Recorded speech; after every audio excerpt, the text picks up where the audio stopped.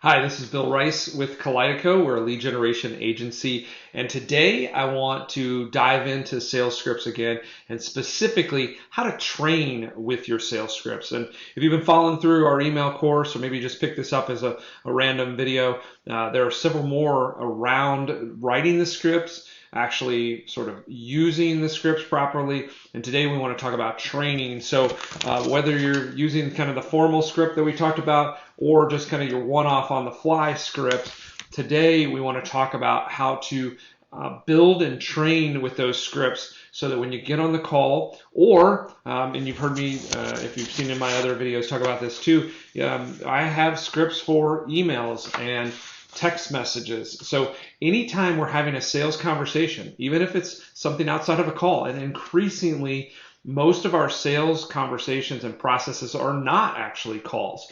So we need to build sales scripts with just the same level of diligence and precision as we do when we're building phone sales scripts, when we're writing out email sequences, and we need to think about them in that same context. These are sales scripts. When we're building out text messages, when we're building out voicemail drops, when we're building out videos, honestly. So when I build this video, I have written a script and I am working through a script. So all of these means of communication and sales conversations should all begin with a script. So today, let's talk about how to train with those sales scripts and make it feel very fluid and dynamic and very authentic, right? Instead of sort of being rote with your dialogue and reading off a script, which is the reason a lot of experienced trained sales agents so push back on scripts, because they know if they advocate for a script, a lot of young sales folks will, that's what they'll think it's for, right? They'll take something that's formal and that's written out like this, and they'll just start reading from that. And that's not what we want to do. So let's talk about how to train. So first and foremost, you have to write a script. Right? It's very hard to train your sales delivery, your sales process, the way they want to communicate, and even just being authentic and getting to an actual purchase and taking them on that journey to buying without some outline or path. So you have to write a script. Even if you're against using scripts, and for whatever reason you think that you're not going to use it on the call, that's fine, but you're still using a script, or I'd advocate it, because you're building that outline. You're building, what do I need to accomplish? And you've heard me talk about this, what do I have to make that consumer certain of before they're willing to pay me for a product or a service? Second step is simply talk it out. A lot of times, again, and this is what causes the rejection of the concept of writing and using sales scripts, is we'll write out the script and we've gone through the dialogue in our mind and we've typed out that script. And even when we look at it and read it, again, playing it in our head, it all seems perfect in the way that it's laid out. But you know this, if you've ever written an essay, maybe in high school or college, and then you read it aloud in the class, a lot of times it was really hard because some of the words didn't sort of go together right, and maybe you didn't have the punctuation or the inflection in the right spot. And so a lot of times it's hard to actually talk out a written script. So we want to take that second step. We want to talk it out. And then, of course, as we're going through all of this, we're making revisions to improve that written script. So we're going to talk it out. And then the second thing, or the third thing, and again, often left out, is we want to, when, again, we write that script, we're thinking from our perspective as a salesperson. Ideally, we really believe in the product and the service. We really believe in the value and benefit it's going to deliver to the client. And so all of that belief and confidence gets a little overwhelming in the script. So the third thing that I advocate doing is to play the devil's advocate, right? So think through, you've written this script, this is kind of the perfect, everything you want to deliver, you think this is solid, and then everybody that hears this will want to buy. Step out of those shoes, step over to the other side, and try to play the devil's advocate on your argument. So when you're building a script, you've heard me talk about building that logical argument and then waiting for the customer to show you emotion and then taking the emotional side sort of to the finish line. So when you have that built out, look through there and look for opportunities to say, yeah, I don't believe that. I'm not really convinced of that. There seems to be a logical flaw in that argument, and really playing the devil's advocate against that script. All the places that you think objections might be raised, which then dovetails into point number 4, and that is to think of those objections, right? But this is where I think oftentimes a sort of overcoming or training through objections maybe falls a little bit short, because oftentimes we are necessarily, but maybe overthinking about objections in the perspective or in the context of the flaws and the gaps in our product, maybe the shortfalls of our products, maybe something a competitor has that we don't have. So we're all focused on the objections to why that product or service might not work, might not give the outcome. But a lot of times people don't buy, not because they're not sort of, they don't believe or they don't need the product or they don't think that the product is effective. A lot of times they don't buy because there are some objections that are around and a part of their situation. So in addition to sort of identifying anywhere that there may be some product and service shortfalls, we also want to think about from the perspective of the consumer or the customer that you're talking to.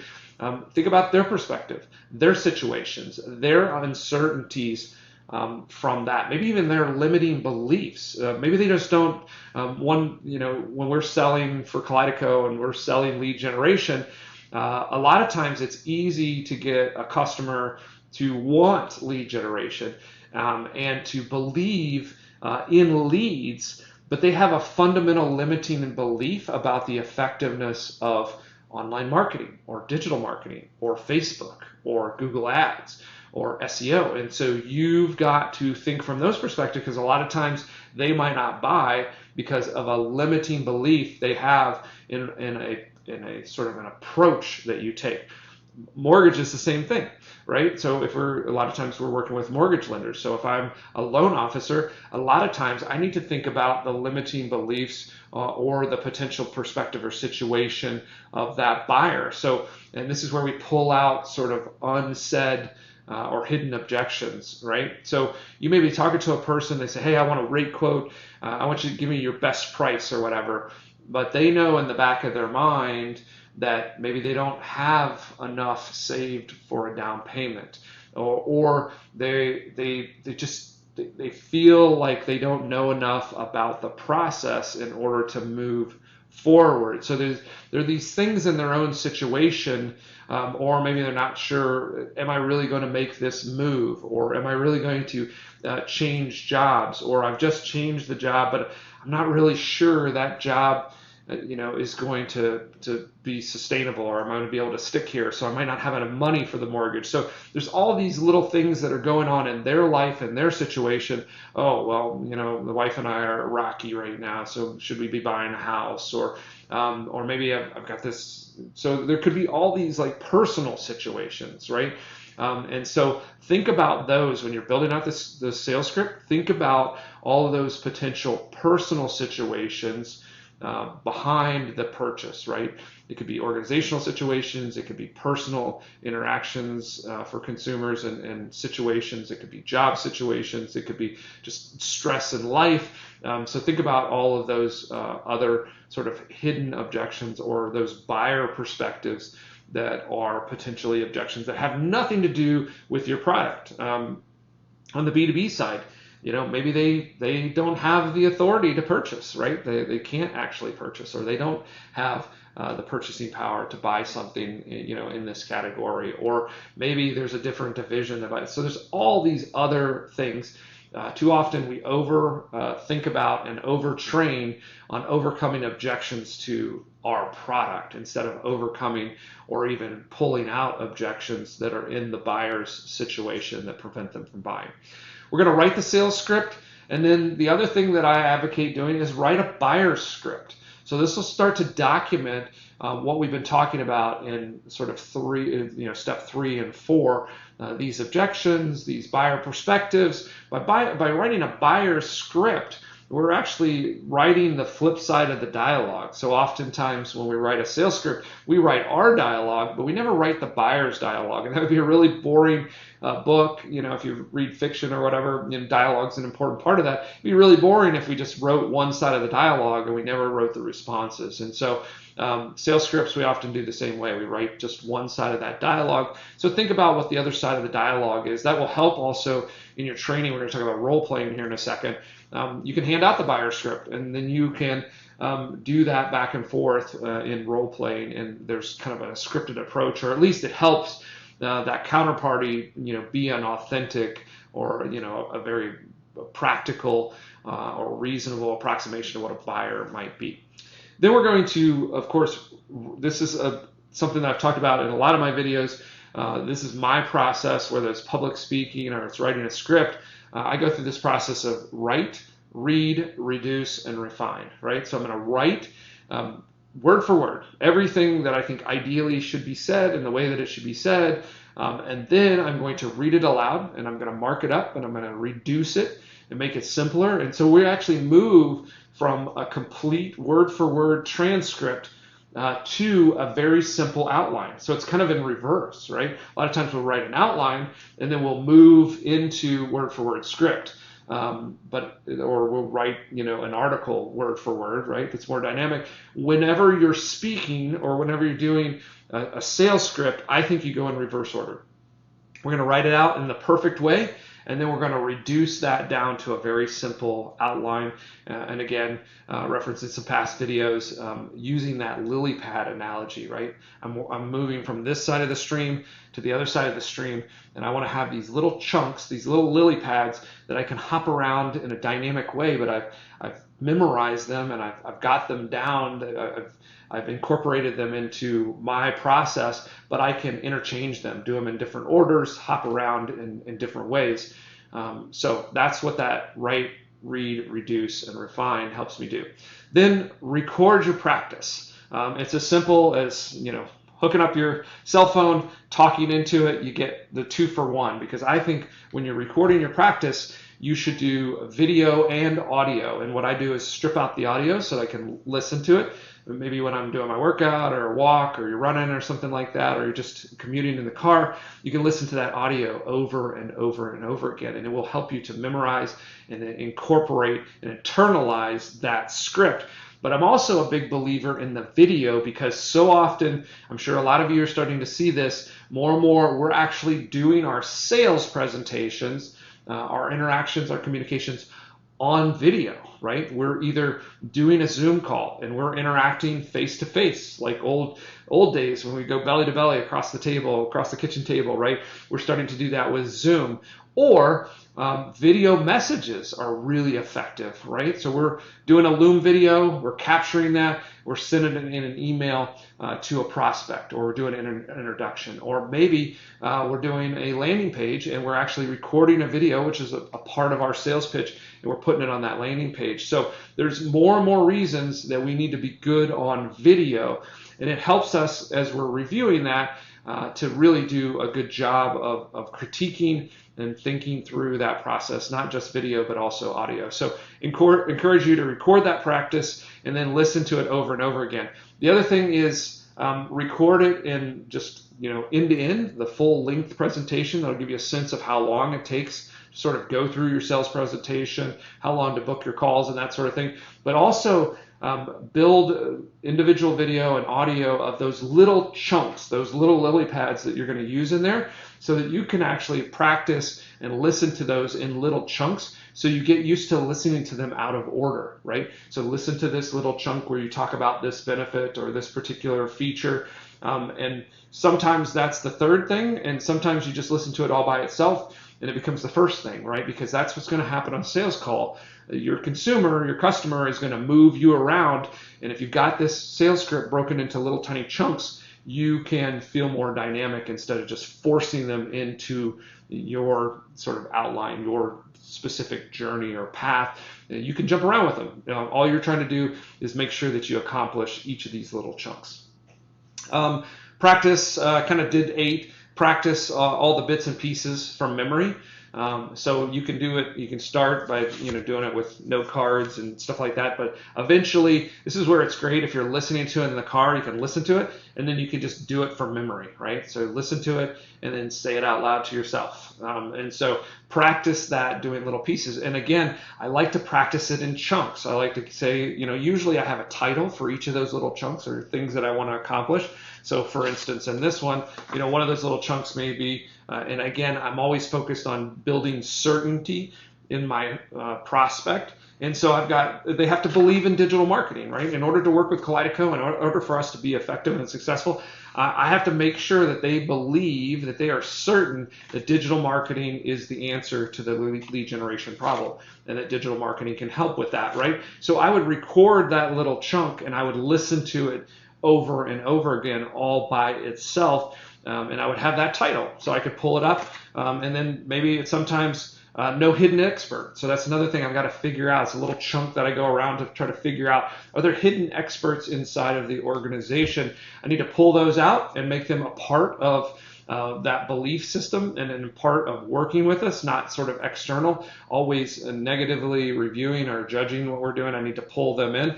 And so that could be another little chunk. But sometimes, searching for the hidden expert, maybe the first thing I do, finding out and making certain that they believe in digital marketing could be maybe the third thing I do. But by having these little chunks, I can listen to them in different orders. And then that way, when I'm executing and I'm doing the sales process and I'm talking to someone, I can move those chunks around based on how the customer is driving the conversation or the questions or the priorities that I detect in the conversation that we're having. Then role play. Number 9, role play. You have to speak these out loud. You have to interact with people. So find someone that you can role play. This is why writing a sales script and a buyer script is really nice, because you can just hand that to anyone. You can hand it to your boyfriend, your girlfriend, your spouse, just another person on your sales team, and you can play those different roles. Role playing is so important because you can really get a sense of how you get that pushback and how you react to it, working on the fly, start to build sort of your skills for doing things and thinking on your feet and on the fly. Take notes, mark up, and refine the calls. Again, always work from a script that you can take notes on. Always sell with paper and pen so that you're always taking notes. It's a big thing that I talk about all the time. And then ultimately, the last thing you want to do in your training is build the script and the review of the script and sharing things that are working and not working. Build that into your sales meeting. There should be a time in your sales meeting where you guys and gals are all referencing the same sales scripts, right? So ideally, you're working off the same playbook. And so it's really easy to quickly, during a sales meeting, say, hey, has anybody tried anything new with the sales script? Has anybody found anything that works really well, or an adjustment? Or is there anything in the sales script that's tripping you guys up? And so there's a couple different things. One, you could train on the sales script itself. So a lot of times maybe someone's getting tripped up. There's nothing wrong with the script, but there's something wrong with the way that they're executing that script. So you guys can have a quick talk about that. And again, you're off the same playbook, so it's really quick and fast. You can just say, anybody struggling with any part of the script? Yeah, I'm having problems with this. Oh, how do you do that? Oh, I do it like this. Oh, 3 other folks say, oh, well, you should be doing it like this, or I've done it like this. Or someone says, hey, I tried something a little bit different the other day, and this should definitely be added to the sales script because it worked just perfectly. And you can, again, train against that common playbook. So those are my 11 steps to training with your sales script.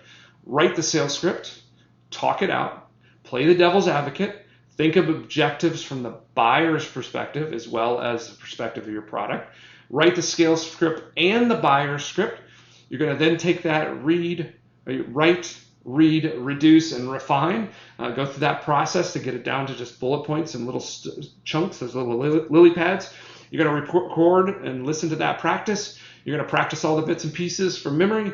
You're going to role play with someone else, again, handing out that buyer script and playing back and forth. Take notes, mark up and refine, and then ultimately you're going to build this into your sales meeting where you're always working through and on that sales script to make sure everybody's doing it the same and executing at peak performance, or we're making modifications where it doesn't work. So I encourage you to get it to be a part of this community by subscribing or liking the videos. If you're not in the email course, encourage you to go to the link below and get engaged into the email course about building your sales script success. We'll see you on the next video.